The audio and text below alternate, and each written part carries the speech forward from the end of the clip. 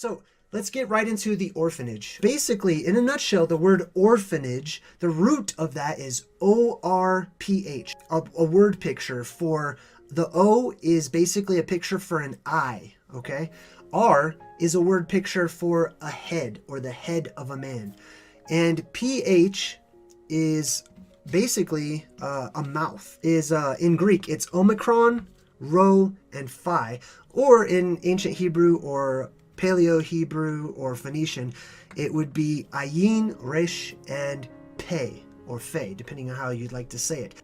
In order, eye, head, and mouth. This creates a word picture for an oracle or a prophet or a prophetess, somebody who can look forward, who has a vision in their mind, and then they speak the vision. Just to end the rest of the word, orphanage, the A-N means heaven in ancient Sumerian. So basically it means place of a prophet of heaven, or place of an oracle from above. Place of those who receive oracles from above. Now, many of you might have come across the Oracle of Delphi. And the thing about the Oracle of Delphi, it was always a young virgin. It was always a young little girl, usually preteen, somewhere around there, and they would basically give oracles from the gods, and they would let the people know what the will of the gods was, or if they would have a vision or a prophecy. It was a succession. It was something that it wasn't just one particular person, but they continuously put an oracle in that position time after time. A young girl, a maiden, a virgin, and she was taken away from her family, and she would live in an orphanage. It was a place for young women who were being developed in order to become prophetesses or seers, oracles basically, right? That's where we're starting the movie. I feel like this is really important. The movie is also giving us a heads up for things that are to come here in our realm. The movie starts off with a little girl, a young virgin who lives in the orphanage, and she's going to be taken away by this godlike being, by this giant. So basically this movie is going to be about this little oracle, this speaker for the gods, and her interaction with the giants and titans, aka the gods themselves. At the very beginning of the movie, this little girl, this oracle girl, she opens up the window and there are these drunks that are just stumbling through the alley. Now, something notable, like I said, they don't put anything in the movies on accident. It all represents something. Now, these drunks, they stumble through, there just happens to be a big puddle of water right there in the middle of the street. And this one drunk in the middle, he stumbles right through the water, not knowing what's happening. And the other ones freak out. They're like, oh, get out of the water. That stuff will kill you, man.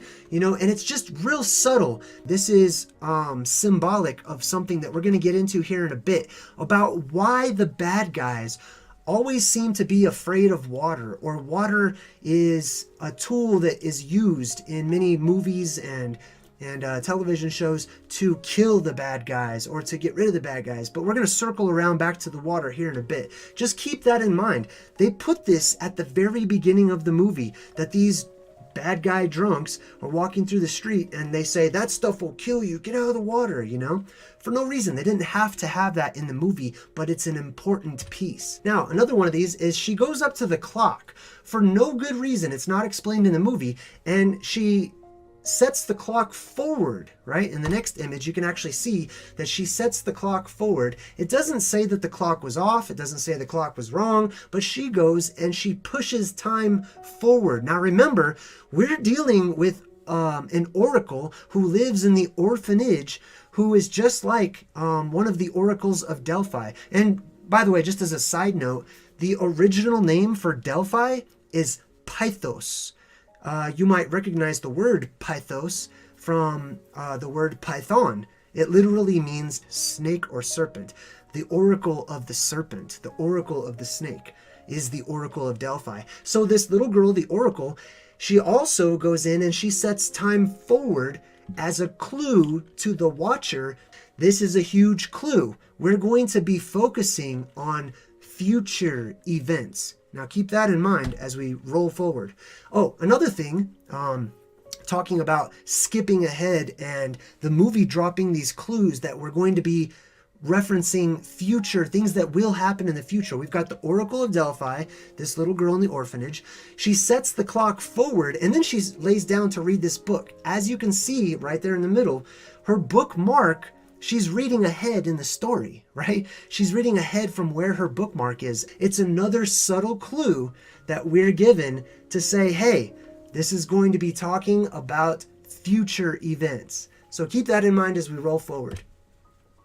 Now, the giant comes to her window, right? And she starts becoming terrified and afraid. So what she immediately does, when her reality clashes with something that she has been taught should not exist, or she should not speak about, or is something of the fantastic, she says, never look behind the curtain, never go to the window. And she starts regurgitating what she's been conditioned to think about what's happening, right? She's literally reciting a sort of mantra of conditioning that we have all gone through in our world today. And she says, never look behind the curtain. Now, that's an interesting statement that they chose to put into the script. Never look behind the curtain, right? If you remember watching The Wizard of Oz, which also has a character that was afraid of water, the Wizard of Oz, who was supposed to be so scary and everything, he worked behind the curtain. And he says, pay no attention to the man behind the curtain, right? Sophie, the girl here, which is actually really interesting now I think about it. Sophie, her name is short for Sophia, which means wisdom. So there's some even deeper connections to the esoteric in this as well. Because in some of the Gnostic teachings, it actually talks about in the beginnings of things, there were these giants, there were these titanic beings, and they went chasing after wisdom or Sophia, this energy, and Sophia, the energy, hid from the giants. So there's that as well. So let's move forward. She meets the big friendly giant. Now, the first thing you notice about him is he has ridiculously large ears, right? And you might just think, oh, well, they just put that in there just to make it look child-friendly and goofy. Absolutely not. The elven race was real and is real today. And one of the attributes of the silica race or silica beings that I refer to as the elven race, see my other videos about that, please, for more information, is their large ears that they have. Typically sort of pointy ears. You can see his are kind of pointy, but that's something that made the elven race stand out, is they had these large or elongated sort of pointy ears. And now the big friendly giant, by the way, he's a small giant. Jessica Lynn just funded $10. Thank you, Jessica. I appreciate you. So he's got these huge pointy ears. What it means is he represents the giant class, the elven race, the silica race of giant beings that warred against the Titan race, right? Now remember, we have two different races a long time ago that pre-existed humanity. We've got the giants, also known as the gods. They go by many other names as well. But then we have the Titans, right? Both are gigantic and titanic in comparison to us. But the big friendly giant in the movie, he's a smaller giant. He represents the god race that were giants in comparison to us, but they fought even larger beings called the Titans, which we're going to get into, the movie gets into also. Now, she's taken to giant country, right? Now, when she goes into giant country, she starts to have this dream. As you can see, she's right here above my head, and she's running over towards, right around this hill. So you see this hill, that's just this grassy looking gigantic hill, right? But it turns out that it's not just a hill, but within this hill, within this mountain, there exists a giant, a sleeping giant, and it reaches out to grab her, to eat her, etc., and so on. Now, this is also symbolic because there are mountain ranges across the world that are referred to as the sleeping giant. And they go by many different names. You see, the legends all say that these giants became a part of the earth itself. Something happened a long time ago, and the giants, when they died off, they petrified, turned into rock and stone, and they became much of the landscape that we see today. The movie reflects this concept. Okay, so here you can see right above me, this is one of the giants that represents the Titan race, right?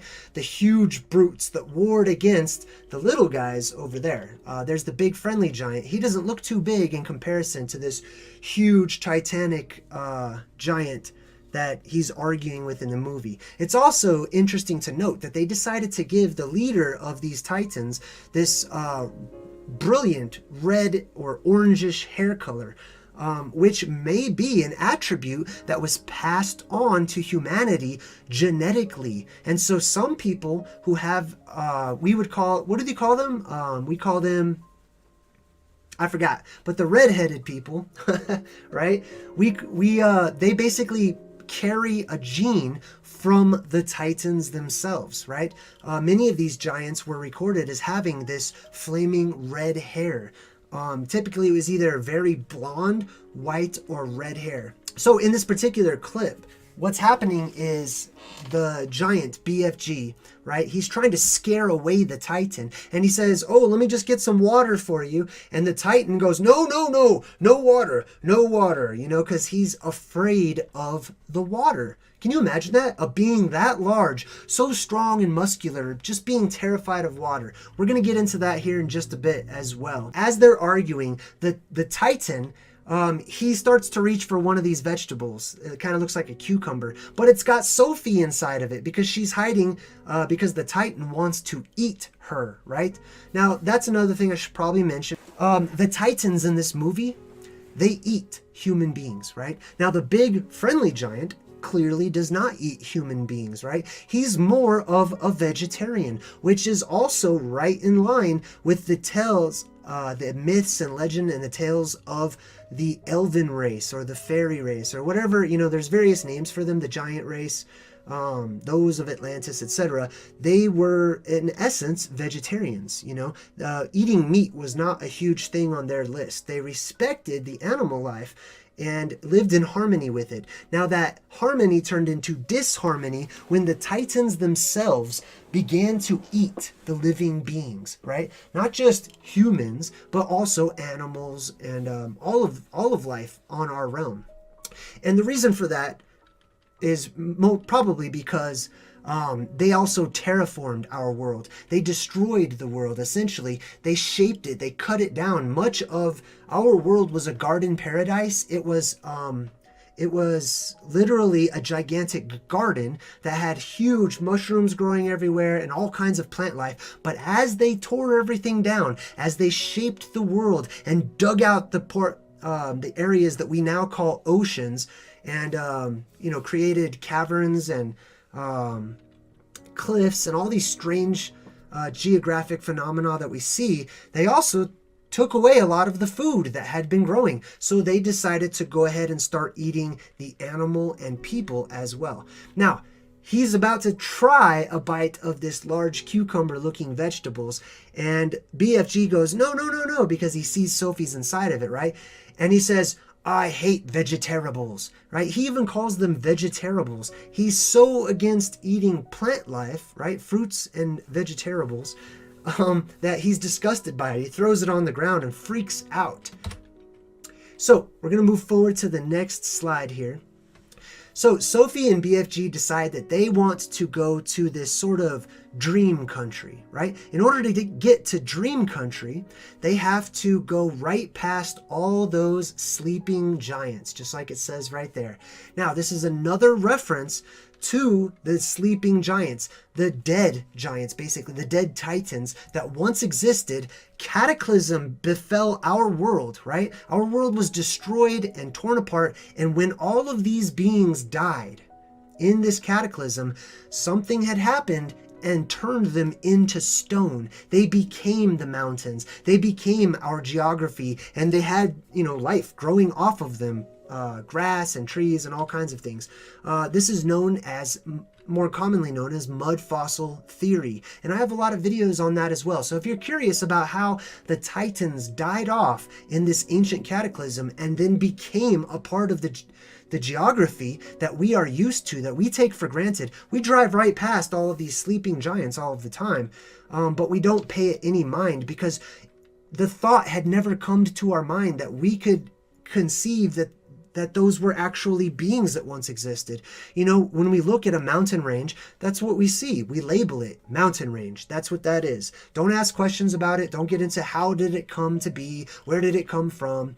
You know, but those are things we're going to be focusing on, as well as I've got some other videos about that too. So they need to go past all of these sleeping giants that have the grass all up over them. Now remember, to BFG, it just looks like there's a bunch of giants laying there with grass on them.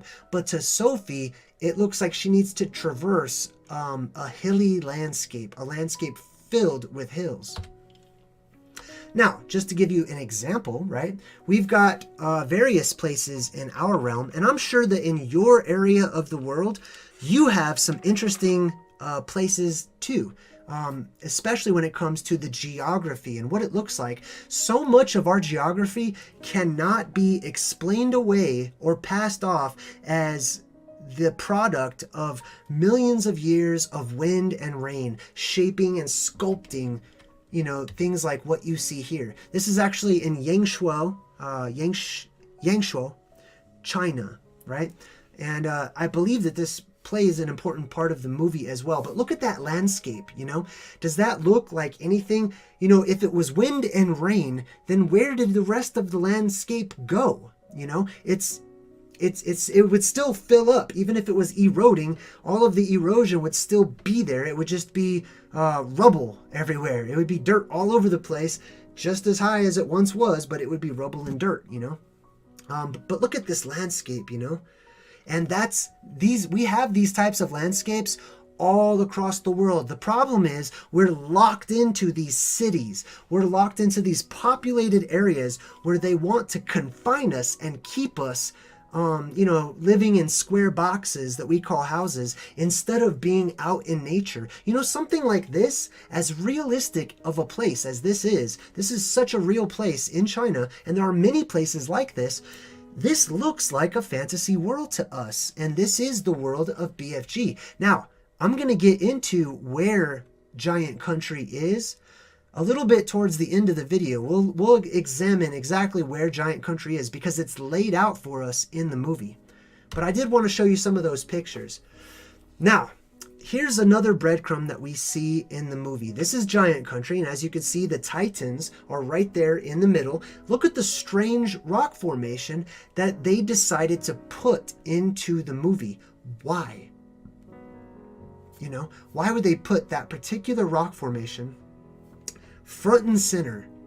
It's almost like it's a character all on its own, and I feel like that plays an important part. So, because I started picking up that this movie is conveying truths to us about a hidden history, and not just a hidden history, but a hidden geography. You know, we don't really we're not very familiar with the world that we live in. You know, we're familiar with our own little neighborhoods, our own little areas, but so many other places in the world seem so foreign to us. And that's why I'd like to bring up some pictures here. Look at this rock formation, and now look at this one. This is a real place. This is a place that literally exists, and it's basically, if you go from the UK up towards Greenland, there is an island that has this particular rock structure on it as well. Here's some more pictures. Now, you can see this cliff, this huge mountain in the background. You know, wind and rain did not make that. Sorry. Titans made that.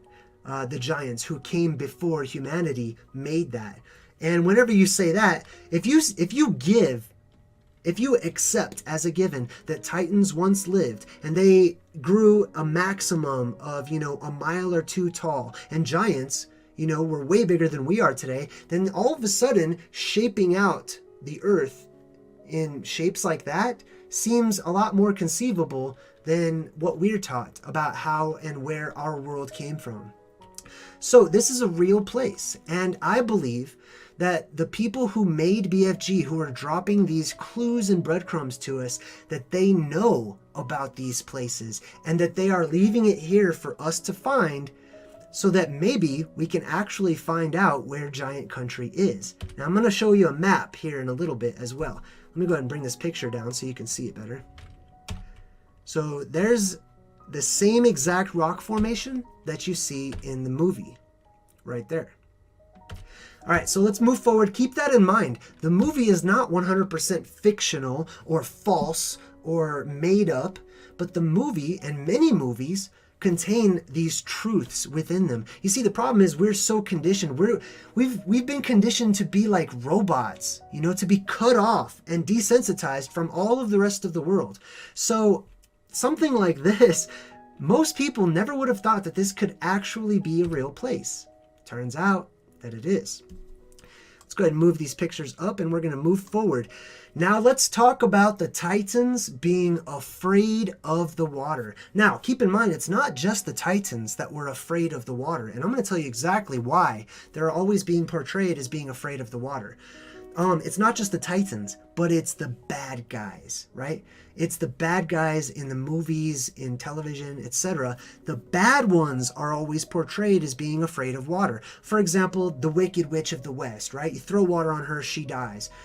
You've got Dark City. In the movie Dark City, one of the main characters, he likes to hang out in the swimming pool because these pasty white-skinned aliens, like they're terrified of the water for some strange reason. Same thing in the movie Signs. These aliens come down, and the thing that kills the aliens is just simple water, you know? There's a reason for this. So in the movie, the Titans are basically picking on BFG, and he tries to distract them, and he says, look at the puffers, you know, look at the clouds, basically saying it's about to rain. So then what do the Titans do? I will show you. They start crying like a bunch of babies. Why is this is not explained in the movie? That's important. When you have a scene like this, where you've got something that just doesn't really make any sense whatsoever, and it's completely ignored, it's 100% unexplained in the movie, there's probably something behind it. There's some truth to it. Now, what happens is it starts to rain on these Titans, and they start crying like a bunch of babies. They run around, they go hide, and you know, this guy's hiding in a cave, and he's looking at the clouds and the rain and everything. This particular Titan gets a little human-sized umbrella, you know, sort of as a joke, and he tries to hide from the rain under the umbrella. Look at the ears on this guy. Like I said, the Titans and Giants, they represent the Silica race. Back in an age where the beings that dominated our world were not, they were not organic in the same way that we are.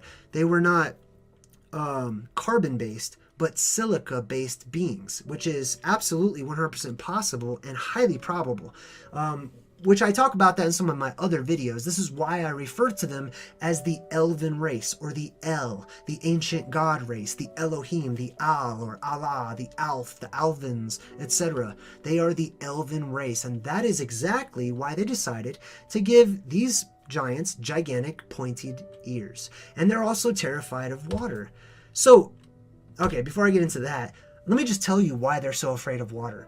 You see, this cataclysm that had struck our world goes through periods of cataclysm, believe it or not, and like it or not, okay? It's the law of cycles. Things happen and repeat all of the time. The pendulum swings one way and it swings right back the other way.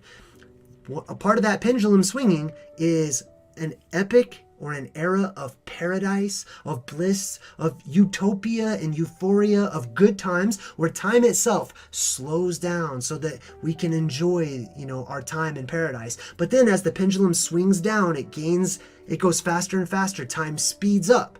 And then we eventually hit rock bottom, where we experience some sort of cataclysm, which is nature's way of washing everything clean. Things get so out of hand, things fall apart, they descend.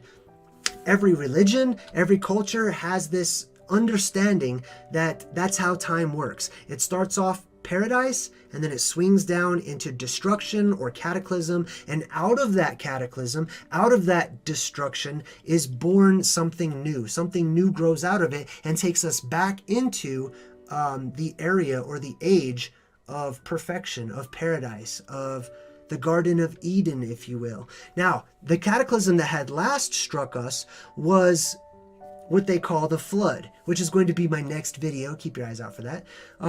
But it was this worldwide flood, the sinking of Atlantis, Lemuria, Noah's Ark, Deucalion. Every single religion and culture in the world talks about how it's a fact this world was flooded. As a part of the flooding, the reason why it was flooded is to destroy the quote-unquote bad guys. It was to destroy the Titans. It was to destroy the giants who had lost their way and sided, and there was all these factions and everything. But essentially, the bad guys died in this worldwide cataclysm known as the flood. So this is why it is symbolic in all of these movies that the bad guys are always afraid of water, because it's a breadcrumb to a forgotten past. It's a breadcrumb sort of reminding us, that this is the reason why the bad guys are afraid of water. Now, we have erected our own symbols of this, which are very popular. I'll get to that towards the very end of the video. Let's go ahead and move forward. So here's another example. There's a lot of movie examples, but this one I just happened to pull up. It's the Smurfs movie. Now, in the Smurfs movie, if you haven't seen my Smurf video, please do, because it absolutely talks about and confirms how there is reality hidden within what we call fantasy, and the Smurfs are no exception. Gargamel, you can see him way back there in the back. Gargamel is drowning at one point in this movie. He can't swim, and he says, "Help, I'm sinking. I'm afraid of turtles." And it's supposed to be this entertaining and amusing thing, He says, "I'm afraid of turtles. Haha, how ridiculous, But the reality behind what's happening is that the silica race of beings, the blue gods, if you will, they escape. Many of them escape. The ones who decided to flood the world, they retreated, they escaped. They went to safe places to wait out this flood. The Titans, like Gargamel back there, and like our friends, the Titans, they all drowned. And these movies, they talk about this. Bradley Truckenbrod just funded $15. Thanks, Bradley. I appreciate you. Remember to stick around after the video for the after chat as well, so that I can talk to everyone personally. So let's move forward. I just wanted to give you that little breadcrumb of truth right there from the Smurfs. Now, I want to talk to you. We're going to compare BFG to Moana for just a moment here, because the next thing that happens in the movie is that BFG goes up and he goes into the dream world, right? He goes into this otherworldly type place.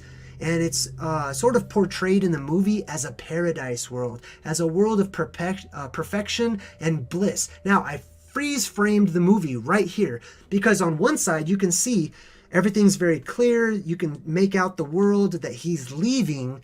But before he goes into the dream world, there is this fog everywhere. There is this mist. And this is also another thing, a breadcrumb, that is reflected in many different movies. And I'll give you some examples here. I believe I just skipped one of the examples, which is Moana. But I've got another picture of that. Now, here's another picture of BFG. He's going into giant country, right? He jumps into the clouds. These places are always hidden from us in the movies, and they show that you have to transition between one realm, which is what we call Earth, our realm that we're familiar with, and transfer over into this otherworldly type place, right? Here's a clip from Kong Skull Island. Now, I don't know if you've seen Kong Skull Island. I'm not going to give too much away, but basically there is this mythic island where King Kong and all these gigantic creatures live, right? Skull Island is in itself symbolic of our hidden past, where we lived in a garden paradise. Our world everything was gigantic in our world. And I don't mean big, I mean titanic. Like if you were to time travel right now and instantly appear in the world as it once was during the golden age, the age of the giants and the titans and the gods, etc., your mind would be blown away. You would think that you entered into a movie itself. You have to use your imagination in order to even conceive of what life was actually and really like back then. So, in Kong Skull Island, this mythical land where everything is gigantic and titanic, which harkens back to our hidden history and our past, it's also hidden by a gigantic cloud, by a perpetual storm. But all of the people have to go through the clouds in order to get there, right? They have to go through all of this. Now, here's another movie clip from Wonder Woman. In Wonder Woman, if you don't know, Wonder Woman is one of the Amazons, which are basically the female gods that once existed. They lived hand in hand with the Azir or the Vanir. They had their own area. They had their own, they kind of separated out the males from the females, and that's where Wonder Woman comes into play, and that's why her island is full of the females, because that's where the female goddesses lived. And that area where the gods lived was hidden. It was, you can't see it. Here's another clip in the movie. This is what it looks like before the humans find the island of the Amazons. It's all shrouded, and it's very, it's got this sort of fog, and then when you go through, when you cross that threshold, I believe I've got a picture of it here. Well, anyway, we'll come back to it. But when you cross the threshold, then you enter into this other world. There's the picture right there, right? So you go from this foggy kind of place to this beautiful paradise place, an otherworldly place. The same theme is carried on over and over throughout so many different movies, where there's this land that is right here in our realm that is accessible. That's the thing. It is accessible, but it's hidden from us. Here's a clip from Moana. Before Moana goes to the island of Te Fiti, which, by the way, Te Fiti just happens to be a titan that turns into an island. She literally turns into a mountain range. Excuse me. She also goes through this fog, before she can get to this mythical type island place. Here's a picture of Maui in the movie. They're going through the fog, and then here's when they actually arrive. The fog is behind Moana. And let's go ahead and move forward from that. Basically, these areas are hidden from us. They're off limits, but people can get there. And there have been many stories of human beings arriving into this mythical-like land or country of the giants. So when they finally arrive in Dream Country, something that's interesting is BFG says that he can hear the stars. He can listen to them, that they speak to him, that he can hear the insects, he can hear the animals. And he says all of the secret whisperings of the world, he picks up on these things. What this is saying is that the elven race, or the god race, the giant race, it's not that they had really excellent hearing because their ears were so big, but what it's saying is that they were in tune with the world around them. There was something happening in that ancient paradise world that we have fallen from, where every being that lived was in tune. They were at one with the world around them, okay? There was an energy, whether it be ether or an energy or a vibration or a dimensional state. They were more connected and less separated than we are today. And he even says he talks to the trees in the movie, and, there are people that have jumped into the rabbit hole of truth, not of conspiracy, but of truth. Dive into that rabbit hole of truth, and they find themselves walking around barefoot on the ground and putting their hand on a tree and being able to pick up on its energy. This is something that used to be known, right? We are cut off from everything else. We live in a world and a mentality of separation. But back then, in the land of the giants, they were more connected. But their world started to fall apart as well. As you can see, the Titans became very disconnected. Now they finally get to this dream tree. Now I want to point this out because there is some symbolism happening here. There is the as above, so below symbolism. But even more important, or more interesting to me, is we've got this sort of world tree, right? I don't know how familiar you are with the concept of a world tree, but many cultures across the world have this concept that a long time ago, there were giant trees. I mean, huge trees. Like I said, our world was once a sylvan garden forest paradise with huge trees that shot up past the clouds. And legend has it that the biggest and tallest of all of these trees is the world tree that the myths all say lies at the North Pole. Now, I'll just talk about the North Pole for a moment because there's some symbolism going on here. The North Pole is famous for the northern lights, that emerald green magical glow that you see represented by magic in so many movies and television shows. This is no exception. We're shown, and I'm going to show you the northern lights here, but we have this sort of symbolism of the world tree. Also, in the as above, so below, we have this lake, right? Now, if you look at the picture, the lake on the bottom is a little bit different. It's got all these sort of fairy looking things inside of it, right? What happens is, in order to get into the dream world, they have to go through this water portal. This is very important. And for more information on water portals, please go check out my water portal theory video. But in a nutshell, this is something that exists in our world. There are realms above and below us, and those realms are separated by water. We travel through the looking glass, through the reflection that's on the water to arrive into another world. But before we go into that world, we have to come face to face with ourselves, because we don't want to go into another world polluting it with all of our ego and our self-centeredness and our hatred and our, things, our materialism, things like that. So that's where the whole the coming face to face with the mirror symbol comes into play. It's a metaphor. That's the whole reason why the bad gods, the vampires, they have no reflection. They have not faced the mirror. They don't want to come face to face with themselves. They enjoy living in this dense, this sort of dense polarity and this vibrational state. It's more of a thick, swampy kind of vibrational state, and it's okay. Like, they have decided, I'm going to remain in this. I'm going to cut myself off from examining myself and getting to know myself, which is one of the older axioms, to know thyself. Anyhow, going forward, Sophie and her giant buddy, they have to jump into the water in order to arrive upside down. That's another important one. There is an upside down world. It's an upside down place compared to us. Actually, in reality, we probably live in the upside down. I'm sure most of you can agree the world has really fallen apart, and it's not the best place to live, at least when we look back at our hidden past, right? We once lived in a beautiful garden paradise, wonderful, euphoric world. It's not so much anymore. There are beautiful places, don't get me wrong, but we might be the upside down.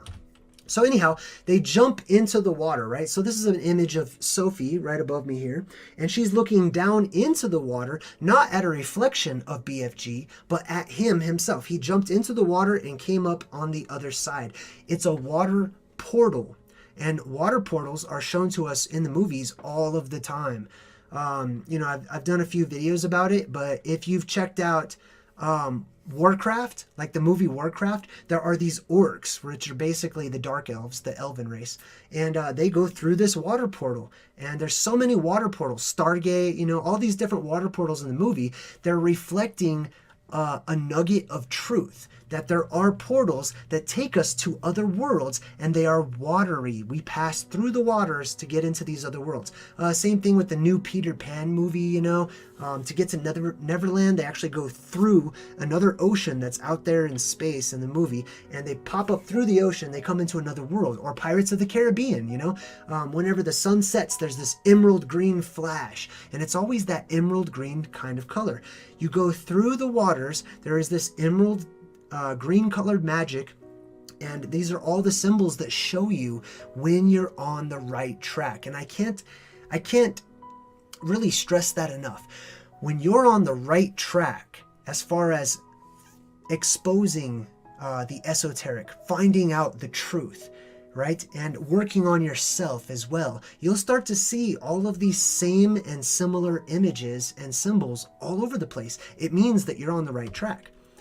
All right, so here's a picture. That bright light way up there, right above me, is the northern lights in the movie. The northern lights, they sort of glisten off of the leaf, and then the leaf drips out these dreams, right? So it's correlating the northern lights, or the North Pole, with being in the dream world. Now, what BFG does is he's a dream catcher, right? He literally goes and he captures dreams, and he puts the dreams into the minds of the sleeping humans. This is also very symbolic of the types of things that the gods are able to do, the giants are able to do. You have to remember, these are immortal beings. These are beings that if they were not killed, that they would continue living forever and ever and ever.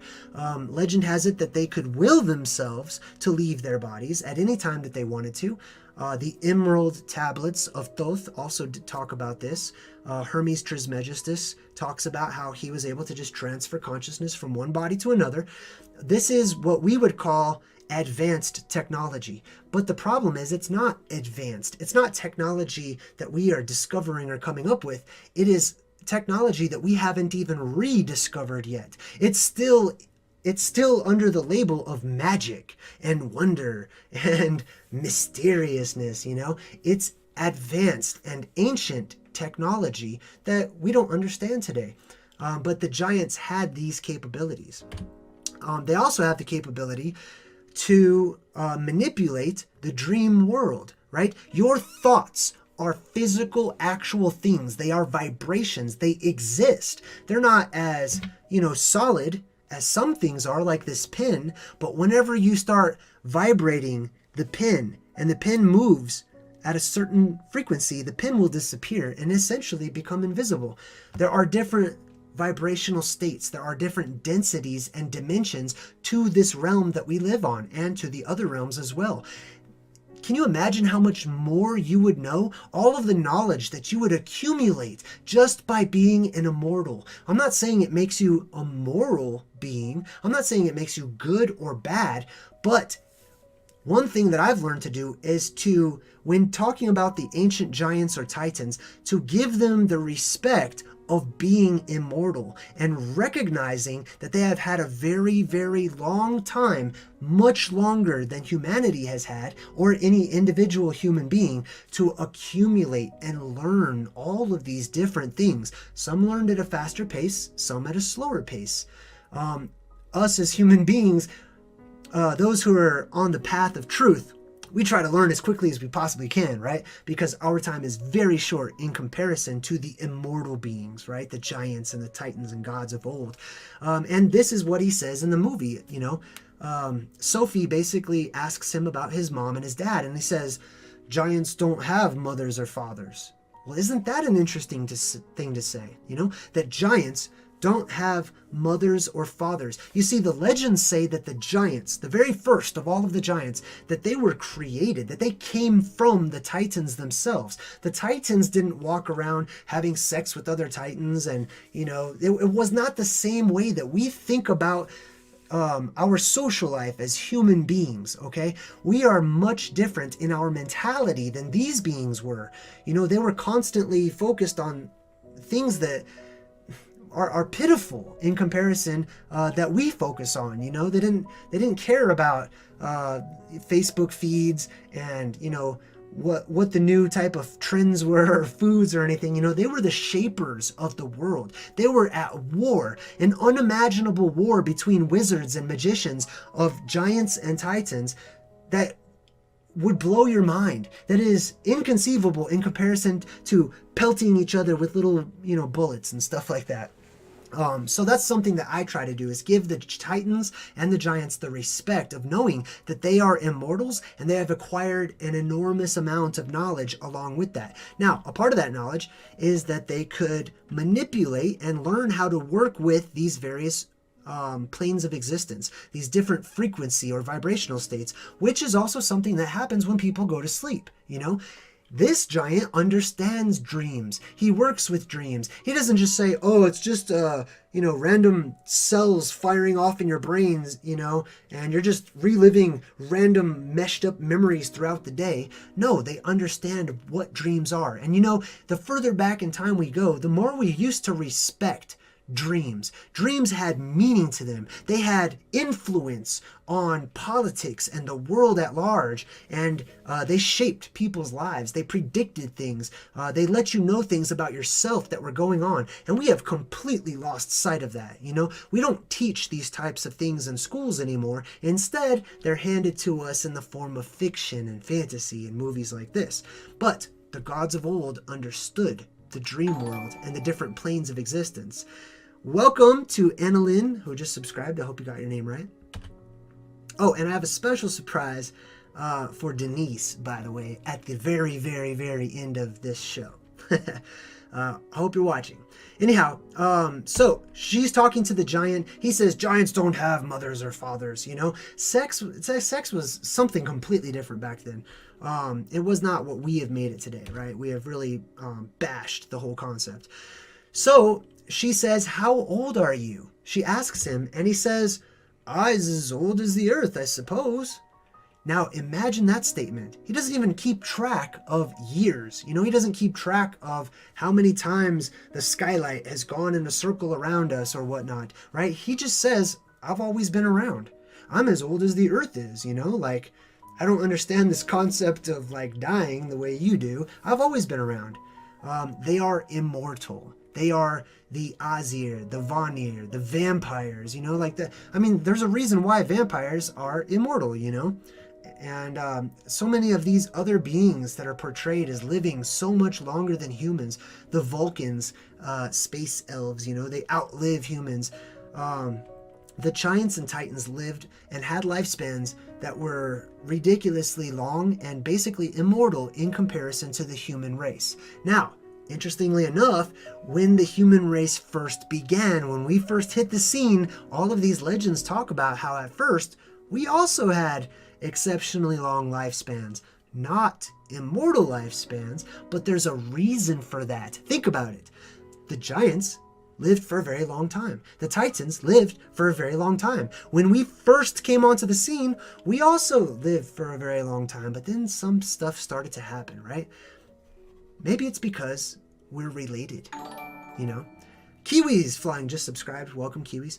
All right, so let's move forward with the slides here. So it talks about, you know, he starts basically showing the dreams that he was giving to one of these kids. Now think about this. Dreams are, I'll help you out. Dreams are partially, right? A small part of it is your brain, your physical brain, your central processing unit, okay? This is your physical computer for your robotic body, your vessel that you inhabit, okay? It's very physical. But the spirit, the energy that's inside of you, right? It essentially may leave the body, but it has a string. It's a soul string. And a part of that stays here so that you don't die, basically, while you're sleeping, right? The soul goes off into another dimension, into the dream world, a sort of a mixed world stopping place between here, the physical, between this other area that's represented by pure information, and another area that's represented by pure emotion, right? The dream world is right between all three of those. So yes, you do have some things that come from the computer in your head, right? But the rest of it is you in spirit form acting these things out. Anyways, I just wanted to share that with everybody. That's just a little bit about dreams. So let's get back to the water. You know, he goes up to him. I think that one's actually out of place. Oh, here's another nugget as well. Sophie goes and she covers up the face of the queen, right? She's actually rubbing dust off of the queen, right? But this whole concept of monarchy and somebody being in charge of somebody else, that's not the way that it used to be. The way that it used to be is that we were in charge of ourselves. Each was his own person, you know? You walked about the world wherever you wanted to go. There were no borders. There were no, this is my land, this is your area, or, you know, you can't even have your own land because it's all owned by some corporation that you don't know that's called government. But the way it used to be was each was his own individual. Now, look to the right of Sophie's head and you'll see a picture that was drawn in the background. It's Jack and the beanstalk, right? There's this huge beanstalk shooting up past the clouds. This is another story. This is a myth that is true. It has these grains of truth, these breadcrumbs to it. Like I said, we once lived in a garden paradise.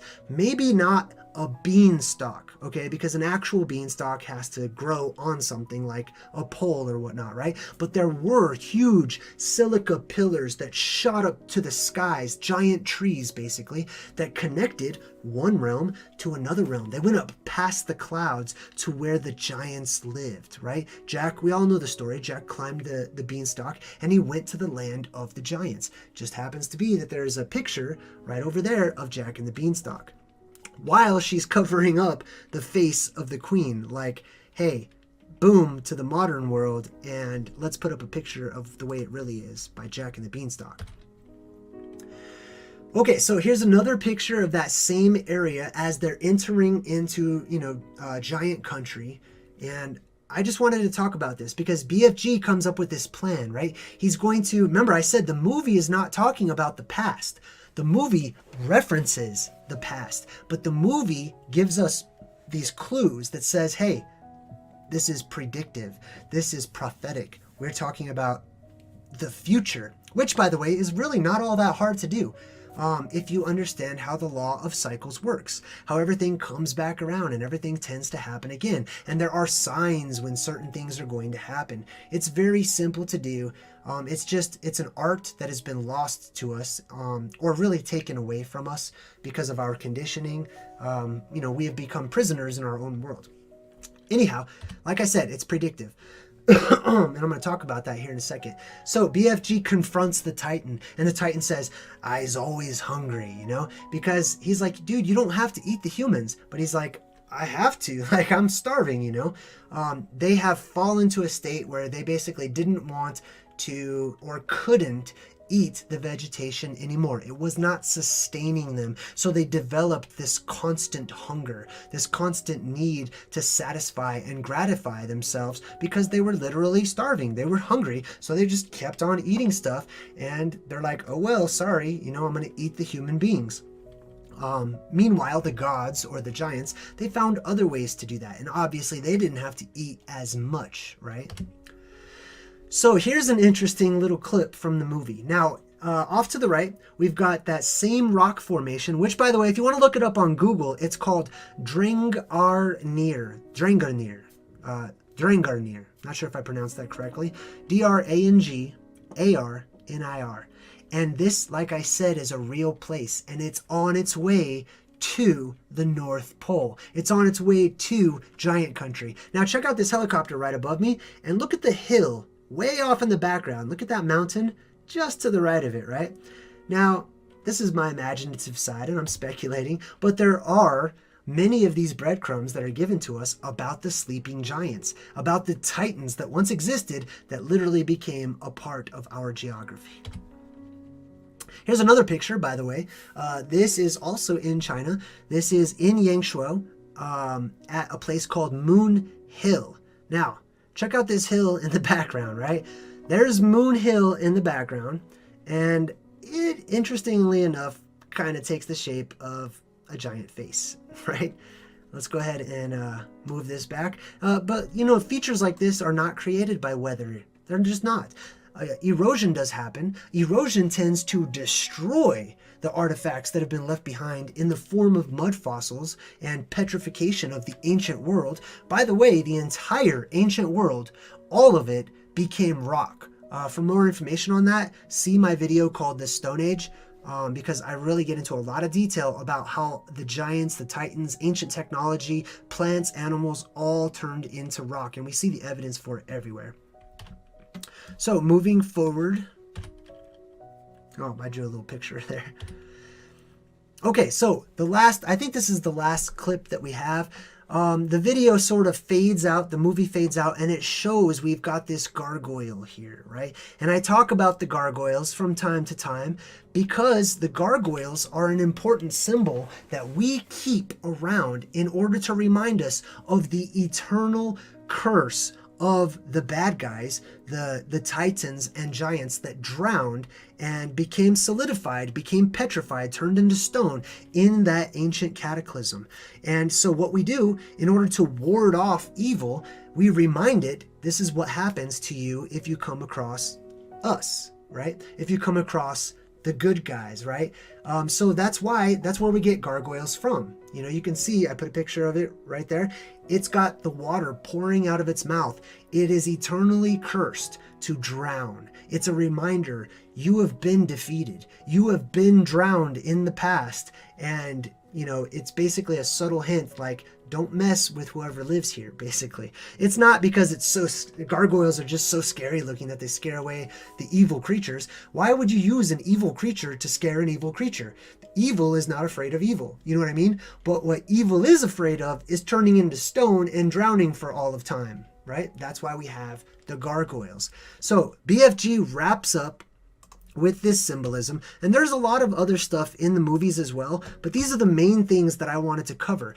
Last and not least, I think this is last but not least, is I'll show you where Giant Country is. Would you like to know?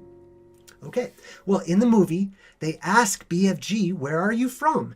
And they put a huge map out on this table, and it starts off, we're going to go slide by slide. This is England, right?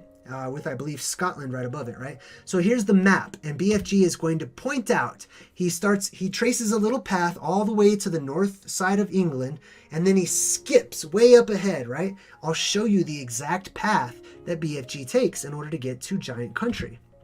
He says, it's over here, off of the map, right? This is also important. There are areas that are off of our map. The North Pole is not even on most of any map I've ever seen, really. Antarctica is completely unexplored in an especially strange place, but we're really focusing on the North Pole right now because that's exactly where BFG is telling these people he's from. Let me go ahead and map it out for you. Oh, I'm super in the way. Let's just move this off to the side. So he starts off over here in London, and he drags his finger, he hops over here, he goes to the top. This is his exact route. I took plenty of time to actually compare this to the map.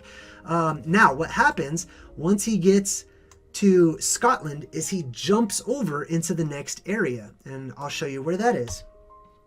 So he jumps from the United Kingdom all the way to this Iceland over here. Now, do you see this marker right here above me over here? This little tag, the little red dot? That's exactly where those strange rock formations that I was showing you earlier, remember with the cliff that's got the sort of hole in the middle? That's where that's located. Drangarnir. That's exactly where that is. It just happens to be on its way in the route that BFG takes in order to get to Giant Country. So he hops over to Iceland, and then his finger makes this curving path. He goes to Greenland, and then way up north, and he says here. And when he says here, it's like way up in the air, basically, right? So he's telling you, right? Whoever made this movie is telling you this is where Giant Country are. There are giants to be found in some sort of an area near or in the North Pole, an area that not many people go to. And, you know, we are conditioned to be afraid of going to either the South Pole or the North Pole, as shown in movies like The Truman Show and things of that nature. But legend has it, at the North Pole, this used to be on maps. You know, the North Pole used to be on maps, and it would show you that there were these sort of four lands that were all together, separated and divided by these four rivers, and at the middle of these four lands was this huge rock and this gigantic sort of lake or sea, right? Now, could it be that traveling through this lake or sea at the North Pole is the same as traveling through the water portals or coming face to face with your reflection in the mirror in order to enter into Wonderland, in order to go through the looking glass, so to speak? One of my favorites is in the Neverending Story. One of the tests that Atreyu has to pass before he gets to the Southern Oracle, which is really interesting, right? Is he has to come face to face with this mirror, basically, that's in this frozen area. And they make a big deal about it, and they say that this test, walking through the mirror, is even more dangerous than the other one, where he was like sprinting between these two sphinxes that had laser beams eyes and shooting at him. Walking through the mirror is more dangerous, you know? Anyhow, I'm sort of digressing, but this is a real place. Okay, this used to be known in the world. There was a time when the maps that were all produced and printed and drawn had land at the North Pole, an entire area that just happens to be surrounded by a mountain range, right? If you go back to Moana, you'll notice that before she gets to the land of the giants or the Titans, to Tafiti Island, that entire area is just full of this mountain barrier. I think she even refers to it as like a mountain barrier, right? Anyhow, that's the esoteric hidden truths behind BFG. Now remember, I told you that this movie is not just talking about our past, but it's giving us the clues, basically indicating that many of this is to take place in the future. Giants once existed. They walked our world. Titans existed. They walked our world. They shaped our world. We get so much of who we are and who we strive to be subconsciously from them. They disappeared. Something happened. We are left with the sleeping giants and all of these artifacts all around us that we just take for granted all of the time, that are just evidence of the petrified world left over to us. You see, we just are born into this world. We just look and say, oh yeah, that's just the ocean, or oh yeah, that's just a mountain range, or oh yeah, that's just the Grand Canyon, you know? But we don't get into where did it come from, because our history was stripped away from us. But here's the deal. The movie is saying that the giants are going to return, that the Titans will return, that we will see them reemerge one day, because of course they're not gone forever, right? And we will be able to maybe go to a land where there are giants. Maybe the boundaries and the off-limit areas of our world one day soon will be opened up to us, if they're not already, because personally I feel like they are.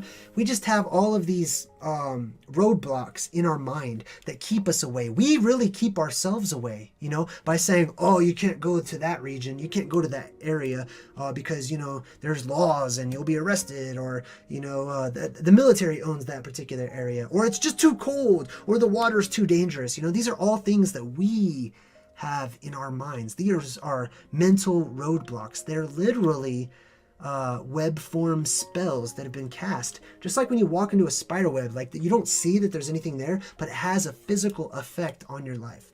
Anyhow, thank you for watching BFG. You guys have a great night, and thanks for watching. Bye. Caught in the crossfire. It's caught in the crossfire.